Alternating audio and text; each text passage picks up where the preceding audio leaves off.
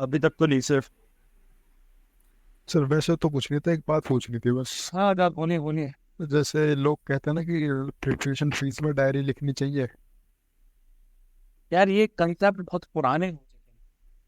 फिर भी सर बहुतों से सुना मैंने कि डायरी लिख तो अच्छा अपने था। थॉट्स भी लिखना चाहते हो क्योंकि आपको लिखना अच्छा लगता है तो लिखिए।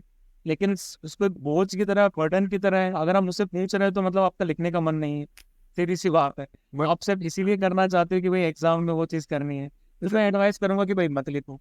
लेकिन अभी तक अगर आपको लिखना अच्छा लग रहा होता तो आप ऑलरेडी लिख रहे हो।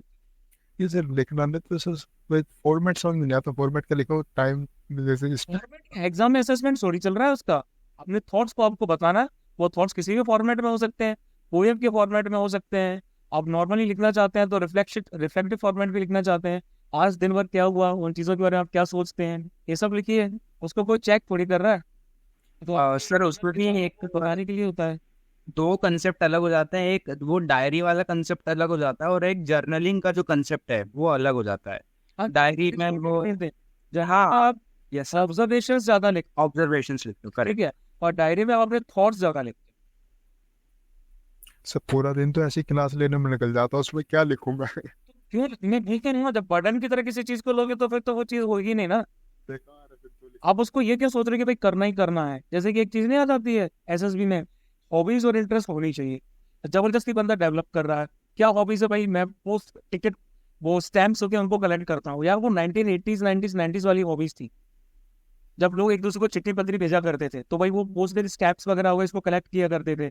अलग अलग जगह स्टैम्प्स हो गए, कॉइन्स हो गए, इन सब का कलेक्शन होता था। वो हॉबीज अब नहीं है ना। अब हॉबीज का रूप चेंज हो चुका है।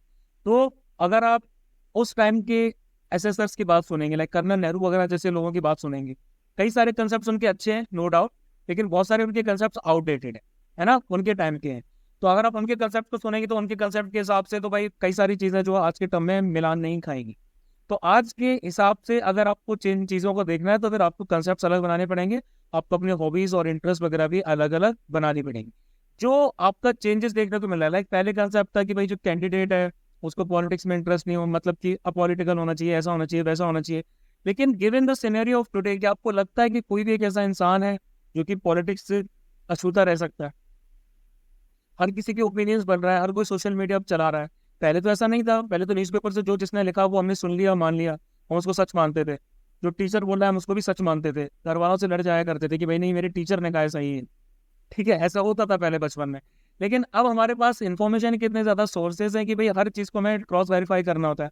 हमें ये भी देखना होता है कि भाई वो कौन से सोर्स से आ रहा है ना। हमें ये भी चेक करना पड़ता है कोई न्यूज जो है वो स्पेसिफिक कौन से सोर्स से आ रही है। जब वो न्यूज हमें सामने दिखती है तब हम उसको डिटरमाइन कर सकते हैं कि ये भाई हमारी प्रोपेगेंडा है कि एक न्यूट्रल न्यूज का पीस है कि क्या है। क्योंकि फैक्ट्स को मैनिपुलेट करके भी बहुत ज्यादा दिखाया जाता है। सीधी सी बात है, डेटा को मैनिपुलेट करके दिखा दो आप, चीज कहीं की कहीं आपको नजर आई। तो ये सिनेरियो रहता है। ठीक है।